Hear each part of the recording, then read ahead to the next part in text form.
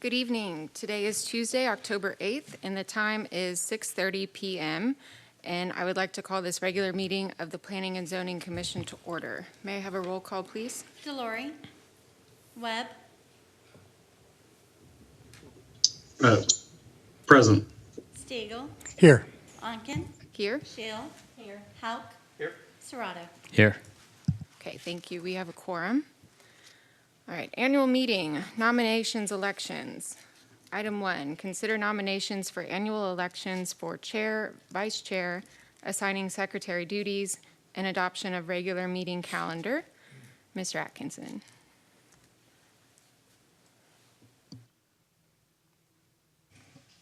There we go. Give me 1 second here. All right. So as stated before you, this item is the annual elections for the chair, vice chair, assigning secretary duties, and adoption of the regular meeting calendar. So in section 2-71 of the city's charter, every October, the first meeting of every October of each year, the Planning and Zoning Commission is required to elect a new chair and vice chair, and also approve a calendar as well, and choose a secretary. So, as we go about this, the first thing we got to do is have the current chairperson open up a nomination for the chairperson. I open up a nomination for the chairperson. Okay. Make a nomination. Oh, your mic's not on. Make a nomination. Reappointment of Sarah Onken. Are there any other nominations? While I am under the school of, sharing the wealth and moving, letting others be a part, I don't think the other two more veteran members of this commission want that position. So I'm good with Sarah to continue. Okay. What next? And yes, ma'am. And you close out the nominations, and then you ask for the vote. Okay, so nominations for chair are now closed. All those in favor of reappointing myself, Sarah Onken, for the chair position, please say aye. Aye. All opposed, say nay.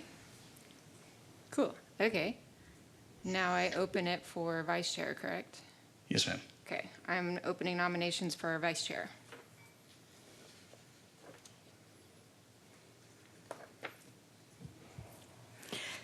I'll nominate myself.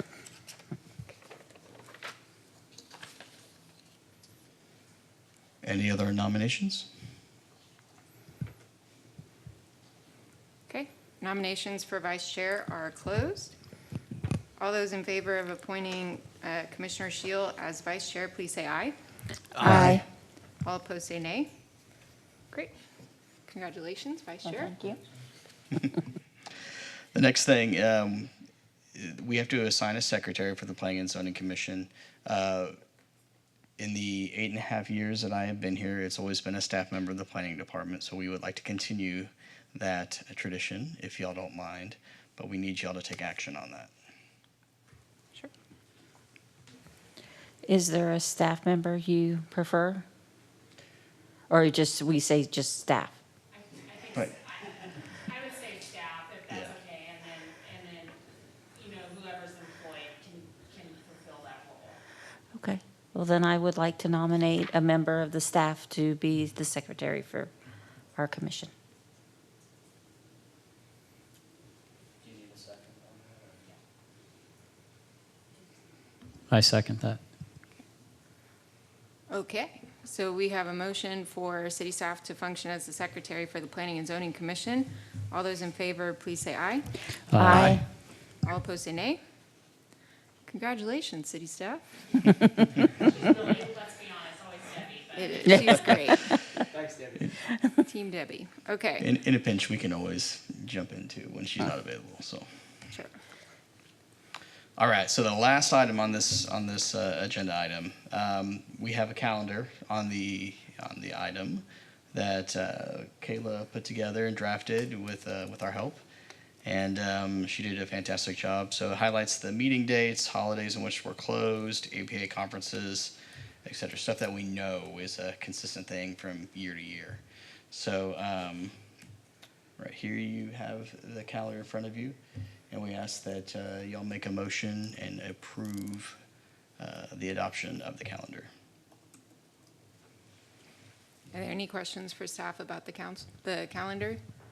Yeah, I just wanted to give you an opportunity to look at this. We're really trying to get a good idea of where we're at for the remaining of this year of the calendar year, and then also really kind of setting up for 2025. We've tried to point out, existing holidays, and then often P&Z falls within, Thanksgiving and Christmas. So really kind of outlining when those dates are to really kind of outline when we'll be meeting for the year. So I'm hoping that this calendar will provide some clarification for you guys on that, when we're hitting close to a holiday. And then also it'll give us an opportunity to really kind of work with applicants on scheduling and notification and different things that comes up as well.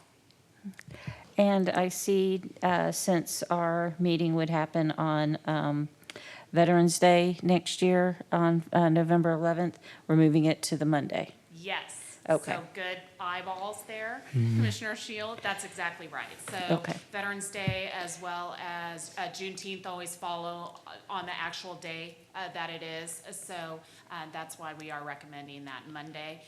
And we've gone ahead and already tried to reserve this room for that day, but you're absolutely right. So Okay. clear your calendars for Monday, the 10th of 2025. Okay, thank you.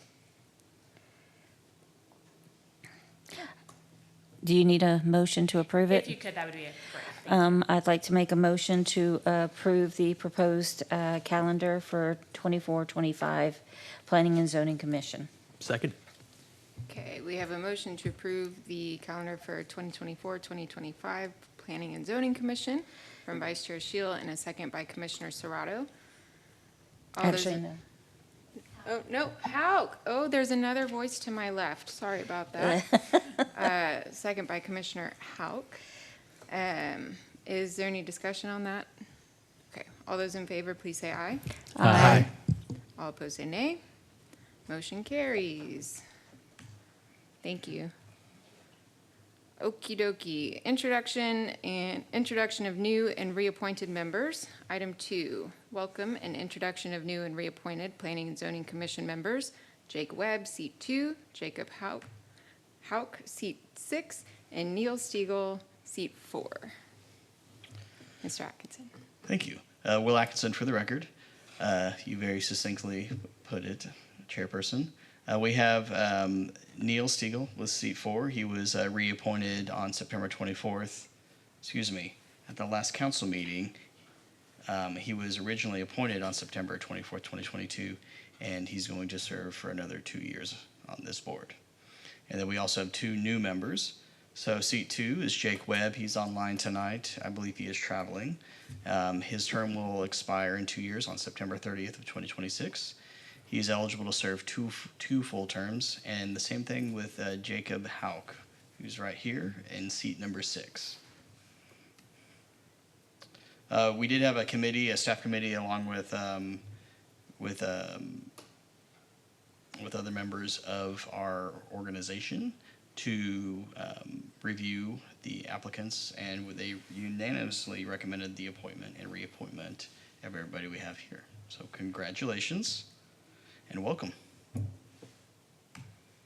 that's all I got. Thank you.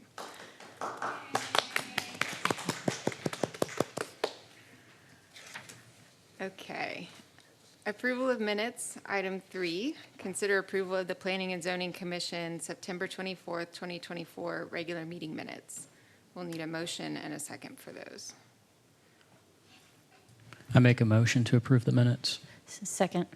Okay, we have a motion from Commissioner Serrato and a second from Vice Chair Shield. All those in favor, please say aye. Aye. All opposed, say nay. Great, that motion carries.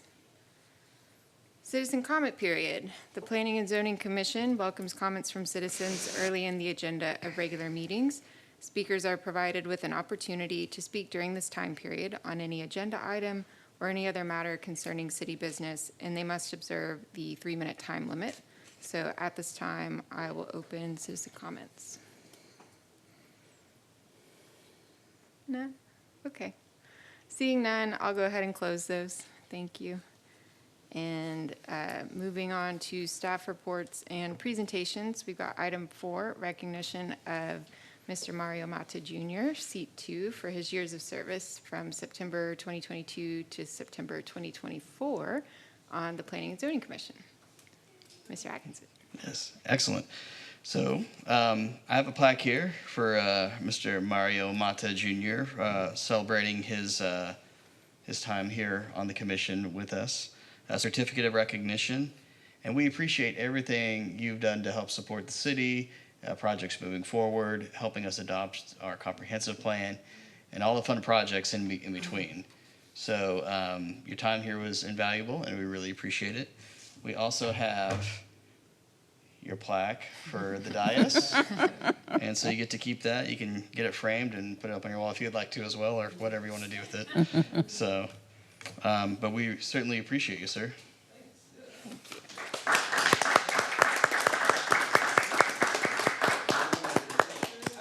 Any parting words?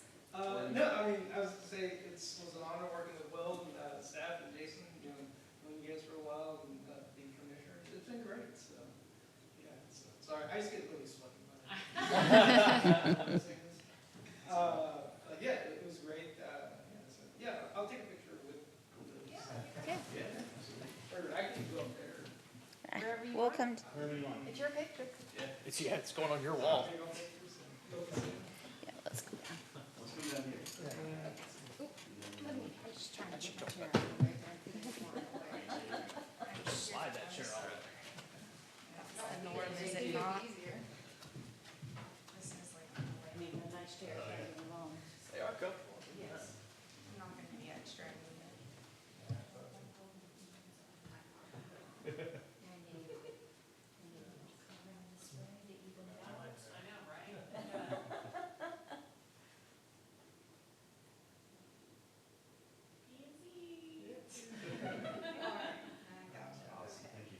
Thanks, sir. Thank you, and thanks for the gift from the Netherlands. We saw. My son, it says. I'm so excited. See you guys. You don't want to stick around?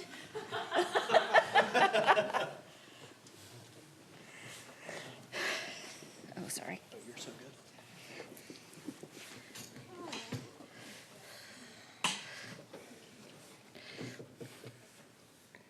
Had to wake my microphone back up. Okay. Item number 5, receive a report regarding Project Sahara and the Grove. Ms. McCollum.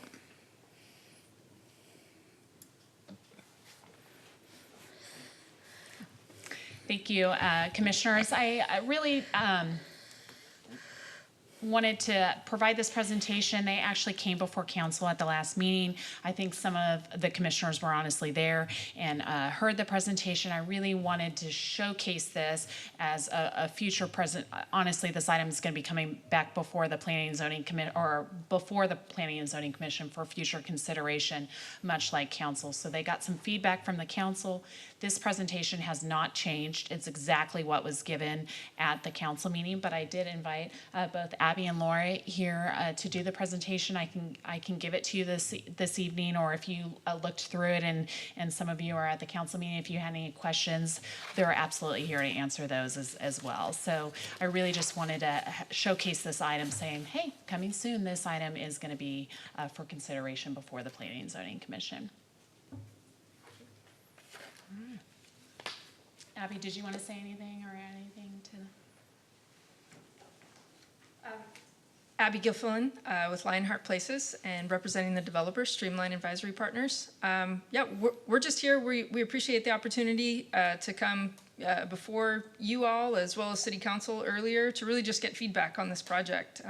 We're excited to we've been working with staff for a while. We're excited to bring this project, and yeah, I can go through anything or answer any questions. I could just go to, I guess, oh, this doesn't work. Maybe just the, okay, no, that's all right. Maybe just the picture of the development itself and kind of where it is. So this one, it's over on East FM 150. And if you keep going, right now it's outside the city limits.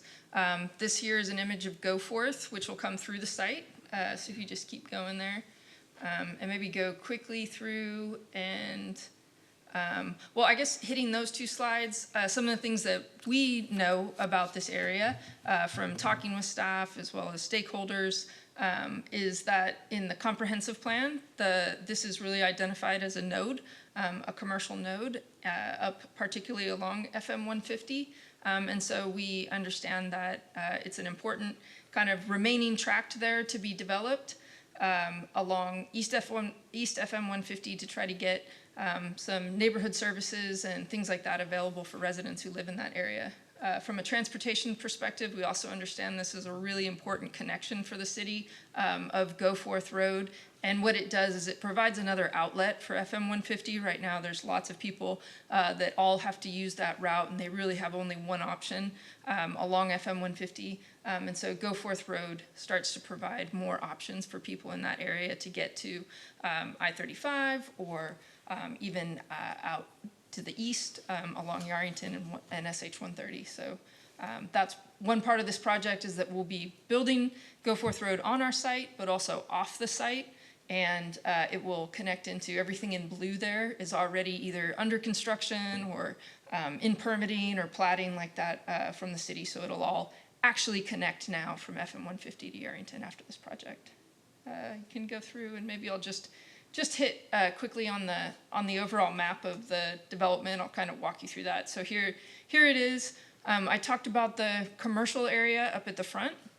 And you can see the illustrative rendering of that. One of the things, that's the top one up there, a few key things. We understand a grocery store as really important in this location, and that's something that we are including. The grocery store will be, you can kind of see Go Forth Road running through the site. It's the straight road kind of running a diagonal through the site, but there's that other access road down to FM 150 that we'll be building.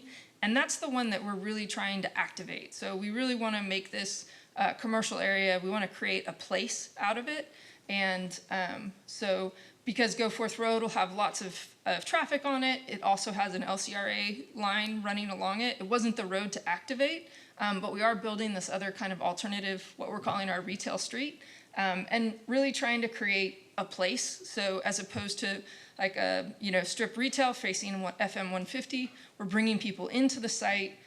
It connects in there to multifamily. We'll have two different multifamily tracks, a market rate as well as an affordable multifamily track as part of this project. And then the other side of Go Forth Road is it's a mixture of 40-foot lots, 50-foot lots, and then also townhome type product.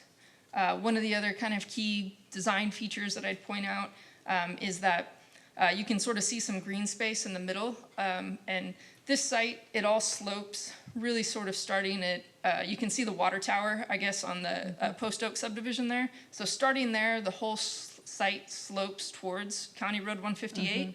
And that provided this unique opportunity for us to capture all of the drainage into one regional detention pond down there at the bottom, which we're really trying to activate with trails and things like that. But it also gave us the opportunity to have that water flow, in a more natural setting as opposed to piping it all underground streets. And so we're using that. That's called low impact development. We're using that there. And one of the things we're doing is sort of facing some of the residences out onto that space. So really trying to utilize that best we can. The other picture on the bottom is a picture of Go Forth. We would like to build a little bit more of an enhanced section there since it'll be right next to a lot of the residential. So you see street trees and boulevard and that sort of thing to go along with that road, as well as the Vibe Trail right next to it. So that kind of highlights the project. And like I said, we're really excited to be here and excited to bring this project and would love to hear any feedback if you guys all have any feedback. We're allowed to have a discussion. Okay. Yeah. There's no action on this item. Yeah. I have a question. Sure. What do you recall about the council's concerns? What was your takeaway? Sure. So the council had some concern around the financing district. They had concern around phasing with the road, and then also around financing with the affordable tract. Those were three of the concerns that I can bring up right now. Yeah. Roads too, did you have further discussion about the roads or concerns about roundabouts, about the quality Yes. of the road? Yes, absolutely. So thank you for reminding me. Yes, both at FM 150 and at County Road 158, we are planning for roundabouts there. And we will be, we're going through a full TIA process that will include the county. So it's a three-party TIA that'll include the county, TxDOT, as well as the city as part of that process. Yes.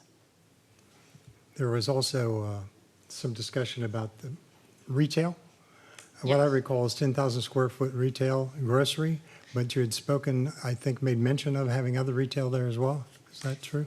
Yes, we have 65,000 square feet of retail planned or commercial planned for that area. Right now, the grocery store we're committing to that at 15,000 square feet.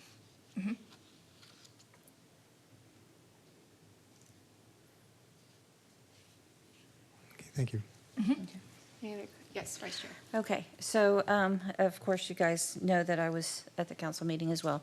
So, and I also know that they wanted more of the commercial, when you came to the phasing, they wanted the commercial more, built first, ahead of, anyway, yes, get that built. So one thing that I would recommend to you guys is to take the feedback from council at heart and strongly try to adhere to what they said, they requested, okay? Yep. That'll help you guys out a lot. The other thing that I am concerned about, especially since you are saying that the homes are going to be actually facing Go Forth, not away and have that privacy fence all along Go Forth. It'll be facing. Since it's a straight shot, knowing other neighborhoods and their issues with straight shot roads, figure out some way of traffic, I don't want to say mitigation so much, but calming, there you go, there's a word for it. Yep. Because a lot of us have lead feet, and when you've got a straightaway, they tend to Yep. down. So just kind of take that into account as well, especially since those homes are going to be facing the road. And so kids at play and all of that. So I do recommend that. Yes, yes, Okay. sure. So a couple of the things, we're still working on the section to make sure that we are meeting all of the traffic demands and things like that. But we have planned in that section to have on-street parking on that side of the street, which does help to slow down traffic, as well as street trees, and then a wider, street trees, on-streat parking, and then a wider sidewalk, all to kind of create that separation.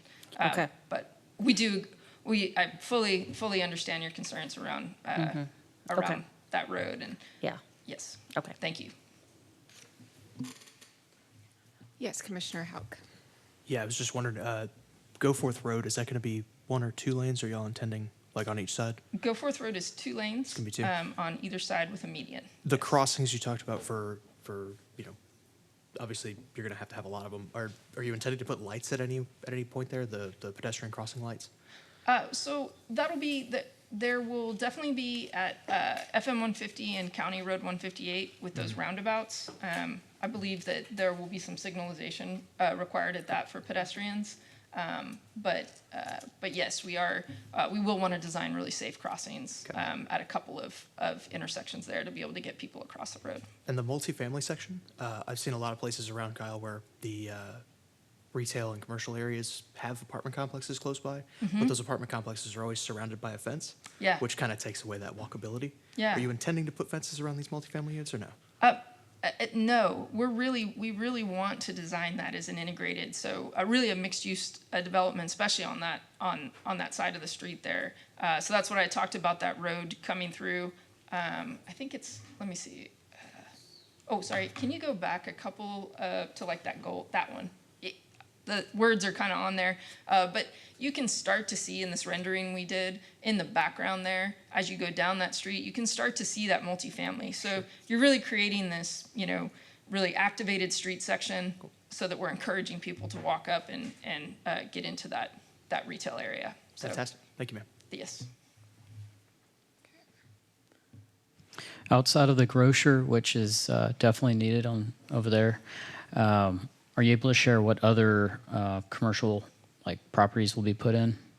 Some of the folks I know the developer has been talking to are daycares. We know there's a need for that over there, as well as restaurants and just places for people to go and hang out. We are planning some plaza spaces and outdoor spaces, particularly around the grocery store. The grocer is a smaller grocer, but they do provide prepared foods, and so like an outdoor place for people to sit and hang out while they're going to the grocery store or buying foods or things like that. Do we know who the grocer is, or?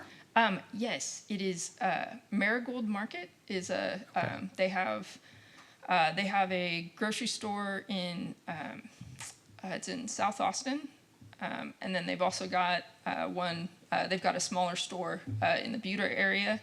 This one will be one of their larger retail establishments, and they're really excited about expanding and about doing that in Kyle. Awesome. Yeah. Commissioner Webb, do you have any questions? No, all makes sense to me. I watched the council presentation, so this is a nice refresher from a few days ago. But no questions here. Okay, thanks. Okay, I didn't know we were going to have an opportunity to discuss this tonight. Otherwise, I would have jotted some thoughts down. Echoing a point that Vice Chair Shield brought up earlier, the first time I looked at this and I saw that straight shot of Goforth Road, I thought, ooh, boy, people are going to be flying down that thing.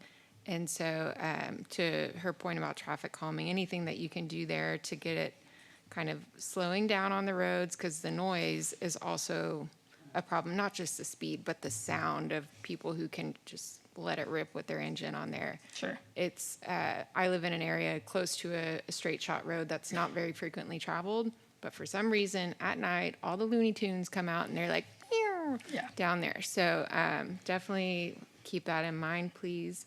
I know from watching the council meeting and hearing some comments there that the grocer is a little bit on the smaller side than what people on the east side of Kyle might have been hoping for, because it is there's not a ton of options over there for them. So if there's I don't know, some negotiation room there to go even larger for the grocer, I think you should look into that, because there's a lot of demand for it and people would, I think, appreciate that quite a bit.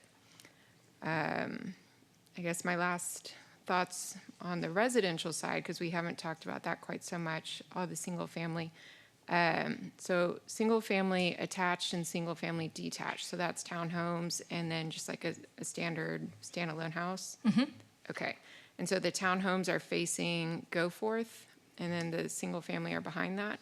If you go to that image there, I think we have, trying to look, yes. The I think coloring's kind of hard to see on there. it is. The lighter colors are, so right now we've got both, if you see products that are front-loaded without an alley, those are typically the larger, more 50-foot lots. We've got smaller yellow lots, which are the alley-loaded product, and that's anything 40 or less. And then we've got the orange-colored product, which is the townhomes. Okay. Yes. So right now the townhomes are, they're alley-loaded, but facing on to Goforth there. Okay. So kind of for my own edification, just this is a new kind of project for me to see. When things kind of slow down growth-wise for Kyle. So there are certain neighborhoods that are being built now, and they're having a hard time getting rid of their inventory of things. So are these going to be spec homes where everything gets put up, and then they might sit empty for a while, possibly leading to people using those spaces who shouldn't be using those spaces. I don't know if you understand what I'm getting at there.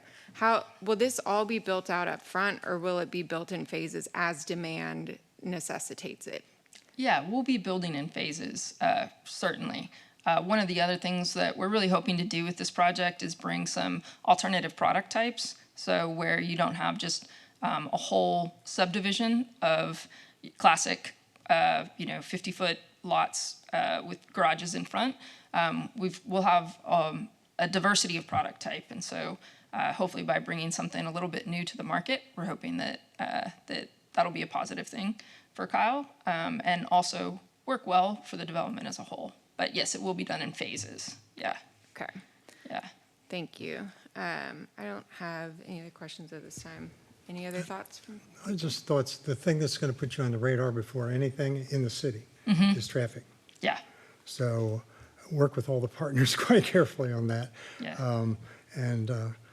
Indeed. And the other thing is, it's not in our purview, but is the financing. And I think it's financing as related to phasing is something that I heard and I think is quite important in terms of anchoring certain features of the development from the get-go in the DA.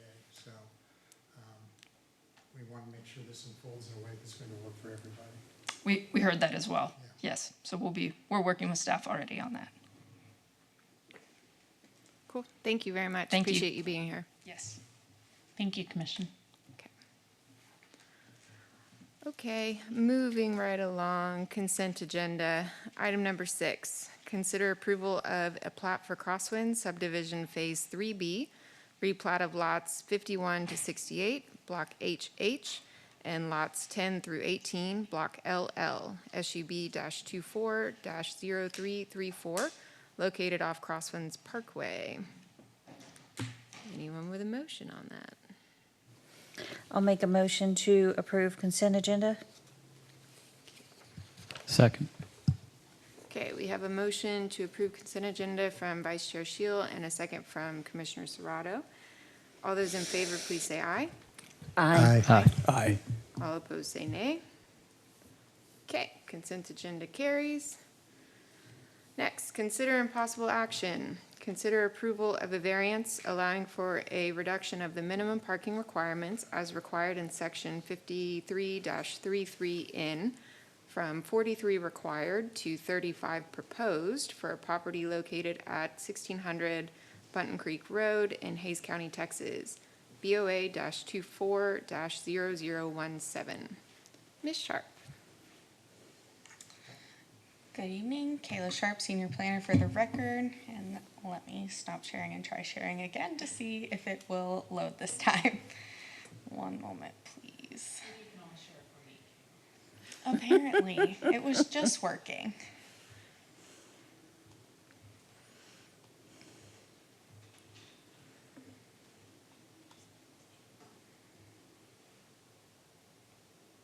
There we go.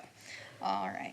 So we have a request for a reduction in the minimum required parking for a proposed project at 1600 Bunton Creek Road. Just to kind of give you an idea, that is right next to Lehman High School, and then there's an existing self-storage facility next door as well. They are proposing a little under 11,000 square foot Dollar General store, and they're requesting a reduction in parking from 43 spaces down to 35. The main reason for this request is due to site constraints that are caused by city right-of-way acquisition. This is part of the city's Bunton Creek Road Bond project. So the city will need to acquire about 25 feet from the front of this property for that road bond project.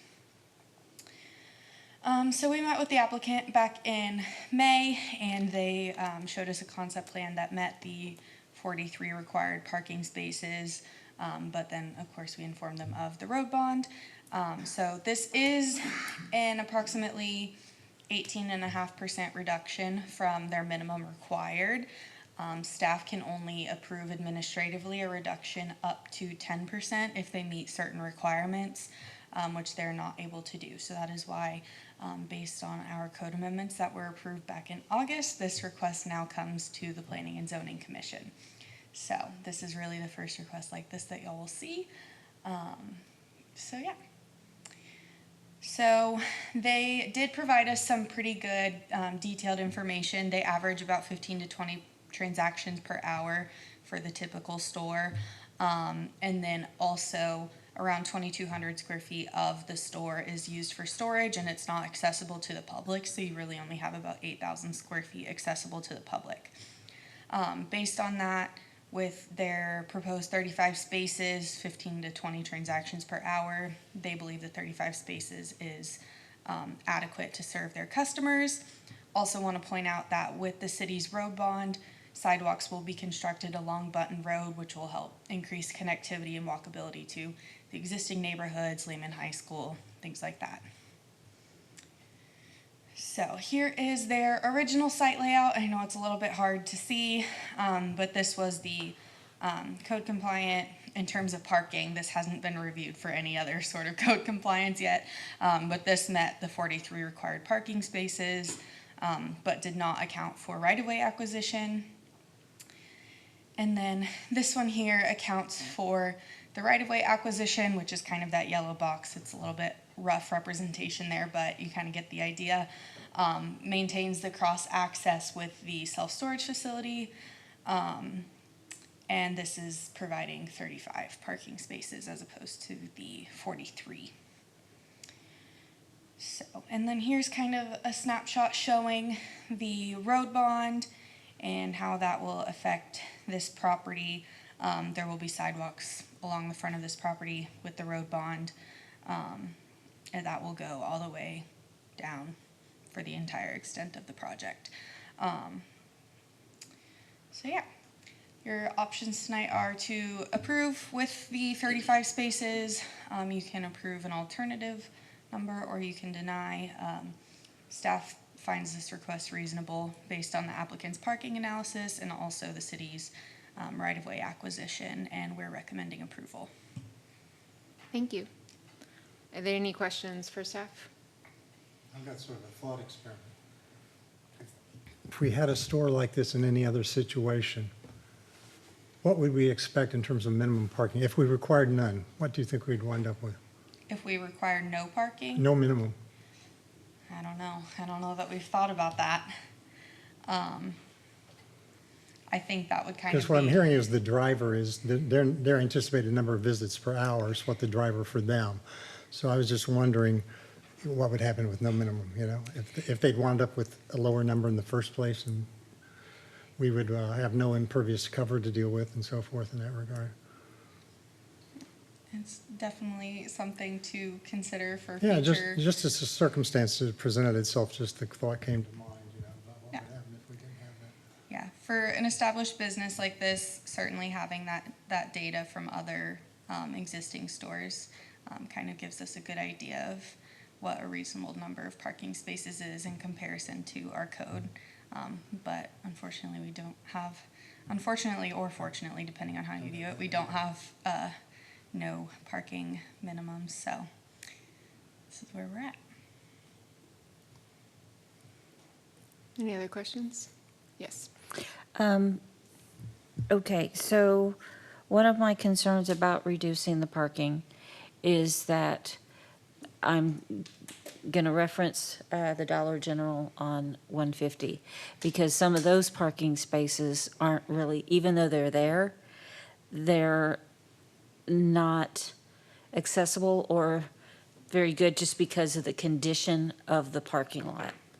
So, you know, there's like a major, I wouldn't say well, yeah, it's a pothole, but it's a major pothole that, or divot that, you know, keeps people from parking there in a couple of spots. So I just want to make sure that since we are decreasing the number of minimum spots, that they understand that they need to make sure that all 35 are available and usable spots, you know, and that's what I just want to make sure about. keeping the condition of the parking lot. I wish they'd I know it's kind of hard to do with the terrain and everything in that area on the 151, but if we're going to decrease it and allow for it, then they need to keep it where all 35 can be used. Understood. Any other questions? I'm going to piggyback on what Commissioner Stegall was talking about, because that's an interesting idea. I kind of like the ability to recognize when it's just not reasonable to follow what the code is saying. So is this only being brought to us because of the road bond? And if it hadn't been for the road bond, they wouldn't have been able to request a reduction? Or can more people request reductions and they just don't do it because it's annoying to go through that process? So previously, any sort of reduction in parking or variance for parking, things like that, had certain criteria that had to be met, and it had to go to the Board of Adjustment. Now we've changed that to where it comes to the Planning and Zoning Commission. I believe staff would ultimately kind of try and work with the applicant to determine, what would be a appropriate request before we brought it to the Planning and Zoning Commission. Like if it's, an HEB and they're like, I want 10 parking spaces for the entire HEB, we're gonna say, that's not gonna work. But it does give us some more flexibility to bring forward requests like this moving forward if it's warranted.